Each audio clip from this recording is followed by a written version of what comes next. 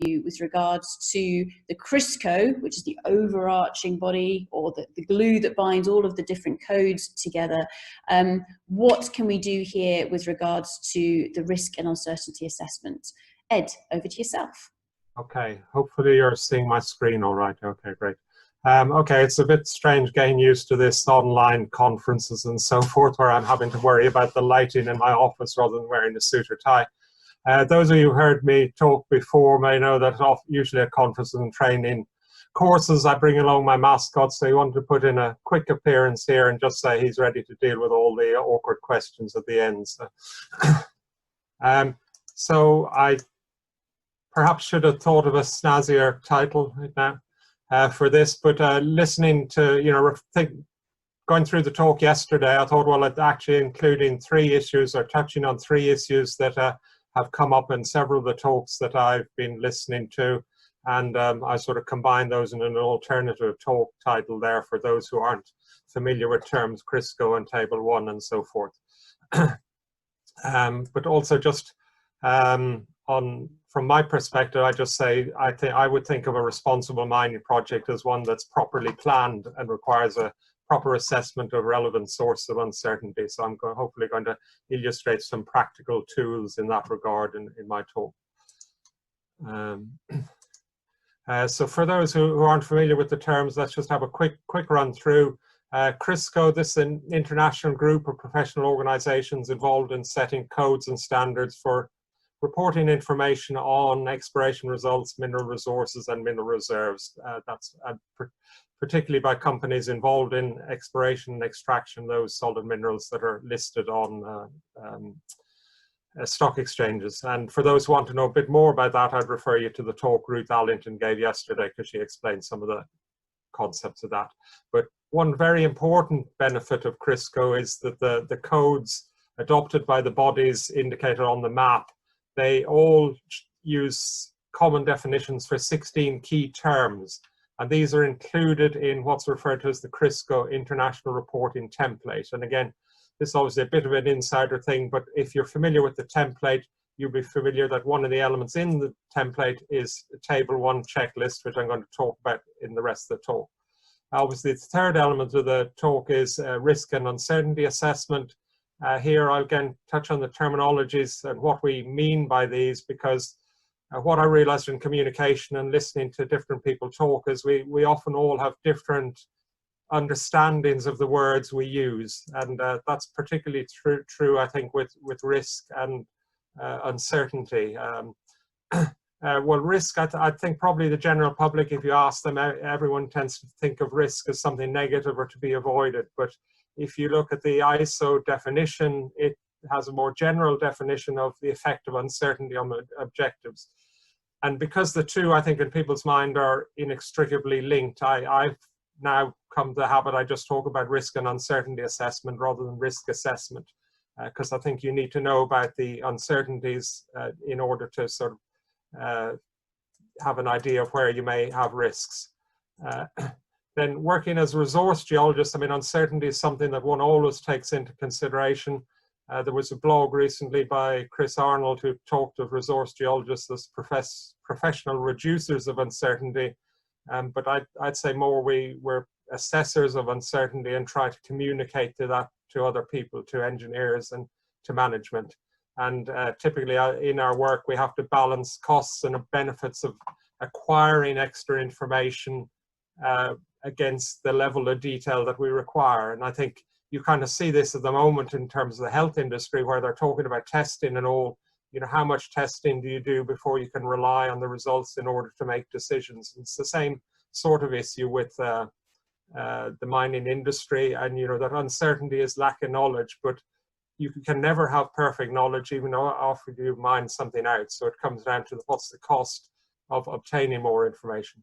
Then assessing risk and uncertainty. Well, if you think of risk as being more the effect of uncertainty on objectives, then you can have positive or negative outcomes. And in that sense, the opposite of opportunity, I would see as threat rather than risk, and you have reward and penalty, benefit and cost.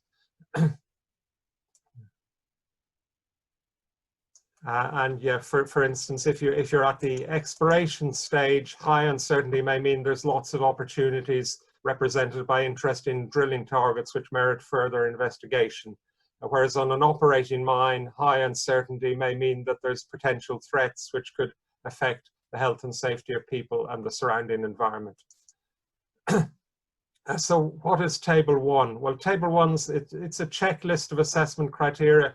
It was originally introduced in the JORC code in 1989, so it's been around for over 30 years. So if anyone's in the working in this area and doesn't know about it, well, I think you're a bit should be paying more attention to the codes and standards that you're supposed to be following.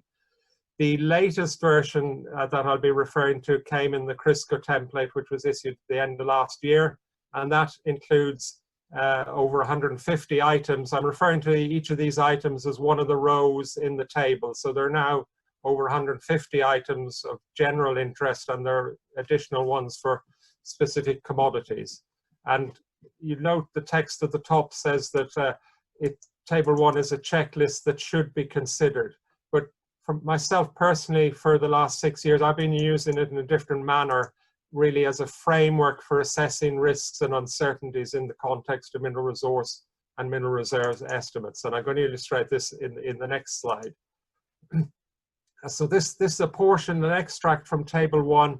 That's the part that covers sampling techniques and data, which is namely to do with, what are the assay data? That's the measurements of the ore grades, how much percentage copper or how many grams per ton gold we have in a deposit, and what laboratories are we using and what confidence do we have in the laboratories. Personally, I think a lot of people just have got in the habit of using Table 1 just with a purely checklist mentality, and they then tend to forget why particular items have been included in the table. So what I found it very useful is adding some extra columns on the right, which are the potential source of risk and uncertainty and the measures used to assess those risk and uncertainty. And for instance, in the case of analytical results, source uncertainty might include, is the laboratory we're using, might be biased and unreliable. Well, then we couldn't rely on the results very well. Are the results reliable in terms of accuracy and precision? And then how can we manage those uncertainties? Well, we do things like we use independently certified laboratories. I suppose in a way we're then relying on some other organization to monitor the laboratory and the laboratory to have its own internal controls. We might send check samples to another umpire laboratory for independent checks. But what I feel is people have forgotten that when we report on the results obtained, we should always remember why those items are in the checklist. And I think if you go through the table, you'd find that 80 or 90% of the items in there you can link to a potential source of uncertainty that would affect your decision making. And I've been using this approach for several years to provide mineral resource contributions to project risk registers. Typically in these large mining projects, you have multidisciplinary teams, you have mining engineers, process engineers, you have people doing the environmental baseline studies and so forth. But using this type of approach, it helps communicate the geological concerns to the engineers and to mine managers and decision makers so that it can incorporate those uncertainties into the decision making. And in such situations where I'm using it in that way, then I add on extra columns which are for likelihood and consequence, which is a sort of fairly standard risk assessment approach, and the typical risk rating matrix where you multiply risk, likelihood and consequence of an event occurring to get an overall risk rating. And if you do a Google search, you'll see thousands of images of this sort of matrix. Now, whilst it's a bit of a simplistic method, I think it is something that's recognized and understood by a lot of people, and in that sense I think it helps communicate with a broader audience rather than just within one's own particular area of expertise. And the next slide will show an example where this was used on a particular, this is a case where we used this approach on a technical audit where there was a joint team of geologists and mining engineers, and we were having multiple people going to multiple sites with this, which were controlled by the same company, and they wanted us to assess the reporting procedures and the reported mineral resources and mineral reserves in their different company operations. And the review focused in particular on, because if you're doing a risk uncertainty assessment, you have to first establish the context you're interested in. In this case, it was issues which could result in a material misstatement of the publicly reported mineral resources or mineral reserves, and in particular trying to identify whether there were any misstatements of the tonnages or grades, or misstatement of the confidence categories. Those are the, like in mineral resources we talk about inferred, indicated and measured, which are different levels of confidence. That tends to be a bit subjective, but if someone is overconfident, they may put everything in measured and say, well, no further work needs to be done, whereas someone comes along later and says, oh, there's a lot of uncertainty here, you need to do a lot of extra work. So it can affect management decisions. And the results of that project showed very quickly, if you compare that, what's on the screen there, you can see project 2 stands out as having a very different sort of risk profile to the other 2 projects. And in particular, it has far more identified risk uncertainty issues. It has a larger number of information gaps as well. Some issues you find, well, they haven't collected any information. If no geotechnical or hydrogeological studies have been done, you're more or less guessing about those parameters in the project. And they had, in this instance, there were 3 what were regarded as extreme threats. In fact, one of those, or 3 issues. One of those was in fact a threat, one was considered an opportunity, and the other is an area of unacceptable uncertainty. So, but they were highlighted as that. But anyway, moving on to conclusions. Well, on the right here are the items from the current CRIRSCO template, and you'll see that it has split Table 1 into multiple sections, the first 9 of which apply to every project, and you'll see the number of rows in the table are summarized there on the right. But I think that the codes and standards could be improved by there's very little actual guidance on uncertainty and risk assessment, even though that's one of the main reasons for having the codes and standards. The number of mentions of risk has gone from 2 in the 2013 template up to 22 in the latest template, but it's perhaps still a little bit limited.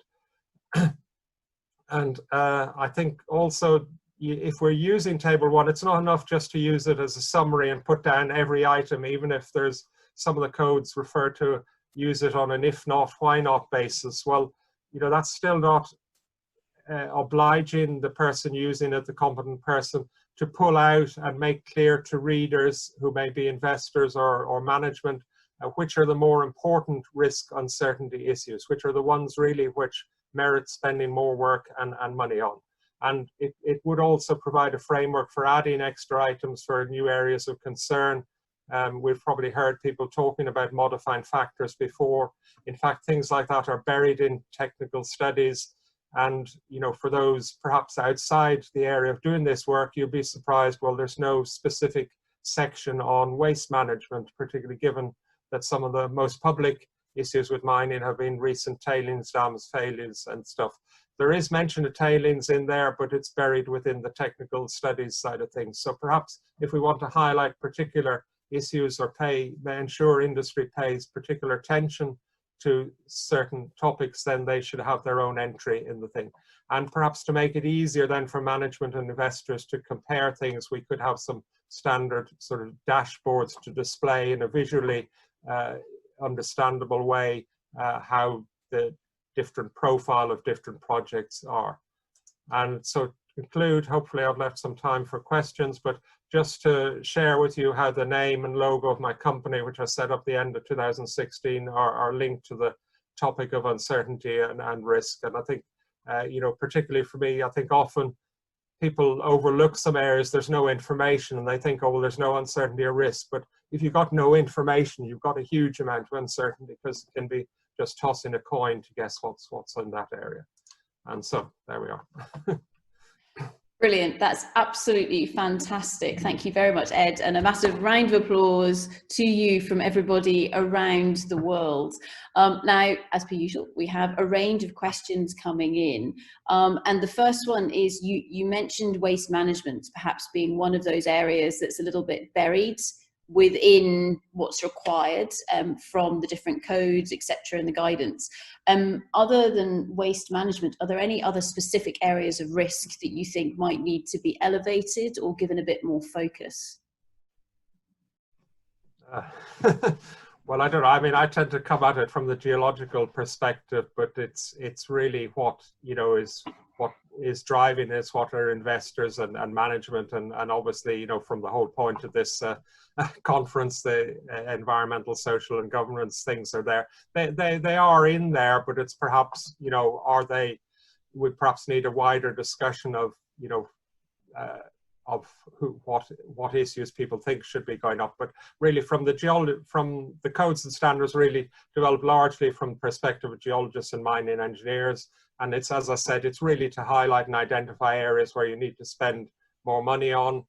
Obviously, permitting these days requires an environmental and impact assessments and so forth to be carried out. So that's part of the project timeline, is making sure baseline studies are done in time. And you know, once again, I think it's useful to have some of these issues in at the early stage, because people often forget.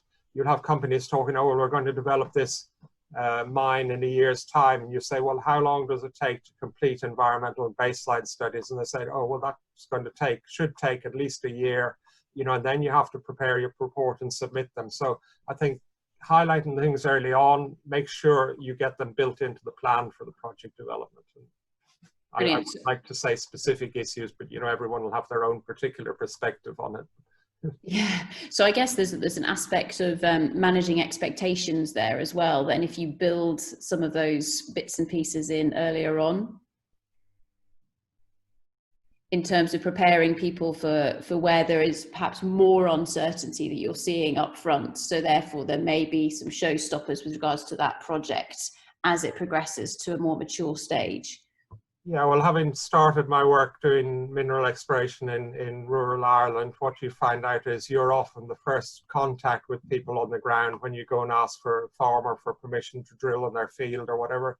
So, you know, if people create tensions with local society early on by just not respecting, you know, farmers say the simple thing, leaving gates open, you know, like if you're walking through the countryside, you know, you immediately start, because it may come back to something as simple as that early on, that people object to it because of, you know, simple personal interactions on the ground. But in other times, I mean, I've heard other projects where sometimes it's a local business owner is objecting to a mine starting because people would end up having the opportunity to be paid better wages. And, you know, sometimes people have hidden agendas in objecting to projects, which you need to be careful of that as well. Great, thank you very much, Ed. And there are more questions coming in on both Q&A and YouTube, but I'm just going to go to the question that's sitting here on YouTube for the moment, and that's from Richard. And he asks, Ed, do you find that Table 1 is often used instead of a good technical report rather than supplement to it? Well, no. Well, I mean, I think the problem is that's essentially the route that JORC took. They said people can do a Table 1 summary rather than, you know, have a commitment to do a full report. When I'm doing training courses, what I tell people is because I usually give them the example of the technical report in Canada, the NI 43-101 technical reports, and I say, I find it easiest, start with Table 1, and you can kind of do a mapping of Table 1 to which sections of an NI 43-101 report they fit into. But if you've kind of got your summary prepared in Table 1, particularly thinking on the importance of uncertainties and risk, it makes it much easier then, because you immediately have, say, highlighted in red the really important ones. So you say, when I'm talking about assay data, I'm going to have to mention the fact that they used an inappropriate analytical method, or they had a highly biased results from the quality control sample. So I don't see the two. I think there was a deliberate decision in Australasia not to impose the requirement for technical reports, you know, formal technical report. What I think the codes would be much better at saying is just impose people to actually use Table 1 or whatever, or the technical reports, but make clearer where the risks and uncertainties. You know, if I'm going to report, I'll look at the executive summary, maybe go to the conclusions, then I try looking where in this report are they talking about the risks and uncertainties. And you know, the problem is there's a lot of managers say, well, you know, we don't want to highlight risks and uncertainties, you know, just pretend everything's perfect. I think unfortunately if you do that, then they don't put in any budget to actually properly address the risks and uncertainties. And you know, that to me is more important. So I don't see it an either or. I think Table 1 is very good as a kind of checklist and, you know, mental checklist to identify and highlight the items, and then if you've got it completed in a proper manner, it makes it much easier then to write your report at the end, because you just automatically cross-reference with your Table 1. Brilliant. So with that, ladies and gentlemen, please put together your virtual hands to say thank you very much.